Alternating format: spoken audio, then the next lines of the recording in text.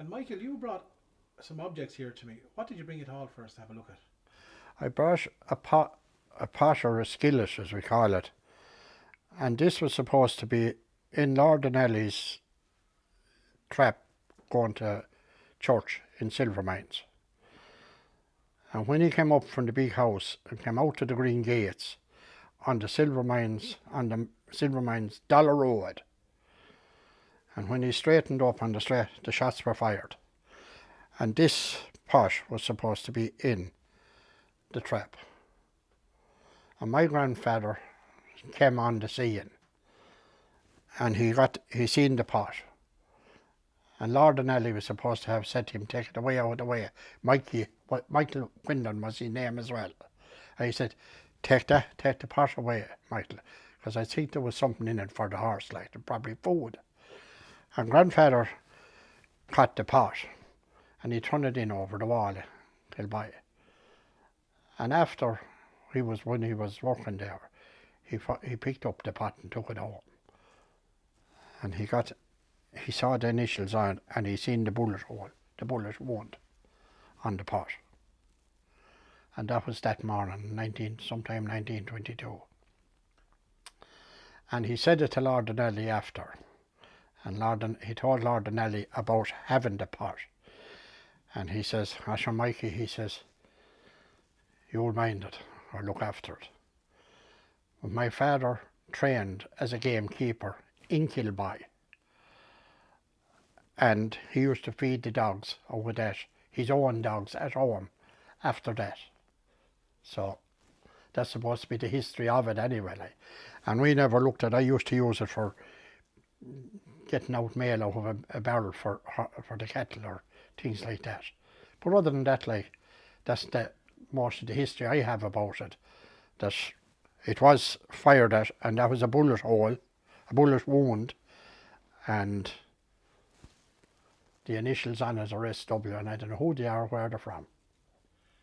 And there was no one killed that day? No, there was no one killed that day. As John Flannery said, the initial was not to shoot Lord Donnelly, it was just to frighten, to get him out of the land, because they had something like 18,000 acres. Now, I'm not fully sure, but I know that they had, that amount was mentioned anyway in the area. And my grandfather, we were tenant farmers at that time there, 1922. When was the house burnt down? In 1922. It was supposed to be a beautiful house. Now, we had a fortune at that home. It was burnt in 1922. And a couple of years ago, there now, it was rebuilt back to the original of what it was. That's what I'm told, of the plans. And it's supposed to have cost something like 52 million. And it was a Thurles man that owned the Kilby at that stage, Tony Ryan of Ryanair. And his son, Cahill, as far as I think Cahill is his name, Cahill, Tony died before the house was finished. But it's back to the original of what it was. It's supposed to be beautiful now. I'd love to see it myself, like, because as a kid, I played with young Francis Donnelly and Mary Rose Donnelly down with neighbours of mine, Martin Sheehan and Pat Sheehan, you know.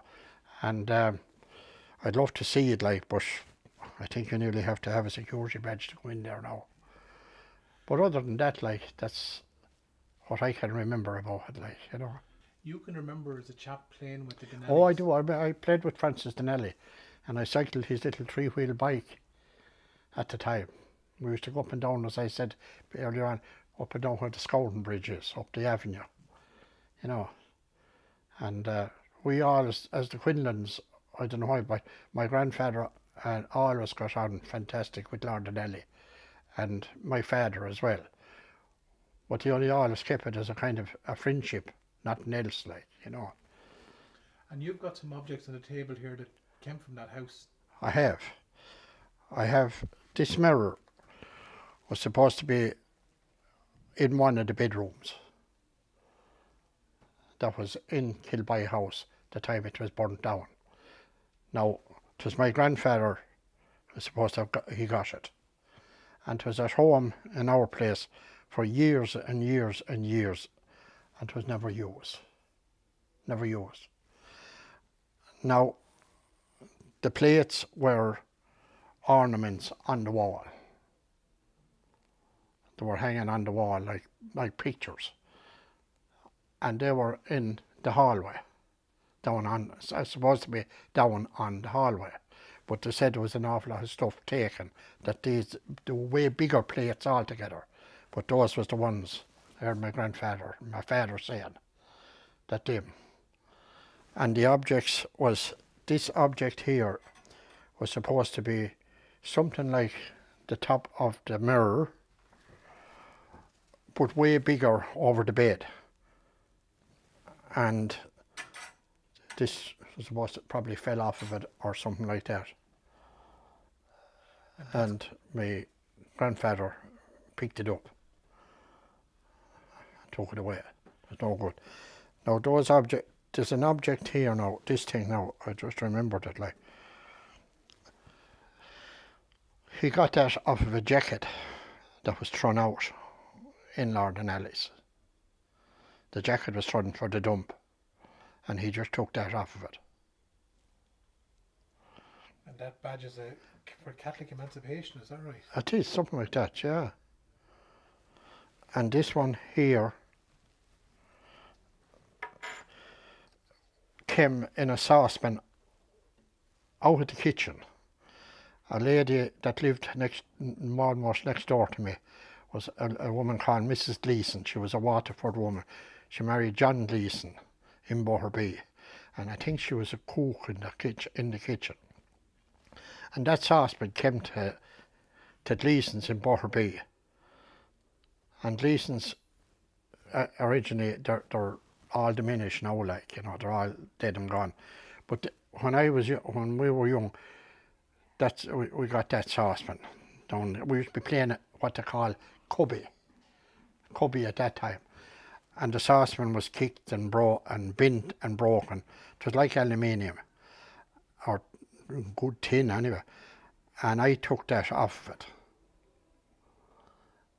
And I tried since to see could I locate where that came from, but it was made in Wolverhampton. But the company is supposed to be dissolved for years and years and years after that, like. And all the tenants on the farm, on that land, what happened to them after? Well, you see, when the place was burnt down in 1922, my father often said to me, my father was born in 1911, I think it is. Yeah, 1911. And in March 1911, and like he'd be only 11 at that stage, like. But he can remember people there that had to immigrate. There was 60 people or something like that working in Kilby at that stage, which is an awful amount of people in a small area, and they have nothing, you know. And he said, the morning after being burnt, there was only about half a dozen people working in. Because there was nothing there, and the cattle were stole off the land, and everything in it was stole off the land. You know, the Nelly wasn't there, 1922, when it burned down. He was supposed to be out in India or out somewhere. He was an army man, like. But other than that now, I haven't a lot more information on it. I'm getting the morsel from reading the book now, because what my father and grandfather told me, and even my mother only died 4.5 years ago. She was 95 and a half. But she'd talk more about it than because her aunts, the Colemans from Traverstown in Dalla, they knew more about it at that stage as well, like, you know. And she learned more, I suppose, from them, like, and heard more. Deacon at night time. And are you happy that you managed to save these and keep these up? Well, I'm very happy. I'm very happy to keep the tradition going. And I'm a member of the Silver Mines Historical Society, where I was reared, and I'm gone over it about 55 years altogether. But I'll be buried in Kilmore. I don't know where my wife will be buried, but I'll be buried in Kilmore anyway. So, and I have 6 kids, 4 boys and 2 girls. And they're all working. They all have good jobs. So, and a lot of them are very interested in the mines. It's like, you know, so it's going back to the old heritage again, like, blood is thicker than water. It's like when the mine, I hurled with Shannon Rovers, I hurled in London, but I hurled with Shannon Rovers, and I could never bear to see them playing the silver mines, because I wouldn't shout for either side, like, I couldn't. So now that's another part, like, you know. But that's me and Kilby. Now there was lots of other stuff that was I seen back the time, but they were in other houses that was in Boherbee. And all the Boherbees, like, they worked for the Nelly in their time. They were the Nelly's houses. And I don't know what ever happened to some of the stuff in there. Was some very valuable stuff in it. I don't know what ever happened to them. Well, I'm glad you managed to get your hands on these and save them and keep them for us and tell the story of them. And yeah, well, they were saved. They done up the house at home, I think in 1977 or something. And there was a lot of doors up in the loft in an old attic in it. And I picked them up, and they were full of dust, cobwebs, everything. And I just brought them down, and I said to my mother said to me, throw out them, they're no good. That was it, bare the pot now. The pot was always around the yard, like, you know. But these other things now on the swing that we'll have later on, like, but those items now were brought down, and I just dusted them to see. And of course, like, when I was young, I wanted to know were they valuable. And they're valuable in a different way. in different ways, yes, exactly, yeah, in different ways, yeah. I suppose, like, this stuff will never be made again. Yeah. You know. Will we have a look at that swing? Yes. Like, where did that come from? That swing came out of Kilby. And my father used it for years, slinging timber for himself. But it was used in Kilby for slinging timber with horses. And the chain, this chain isn't original, but that is the original chain that used to go on to the horses' backing and the hames on the collar. Now that's only a bit of it I have, like, I don't know where the rest of it, but that is the original chain. You can see the rust and everything is on it, like. And that is the original swing. So it is rotten with rust now. But this crook here wasn't, as far as I know, the original crook, because it was made for the chain used to go in like that.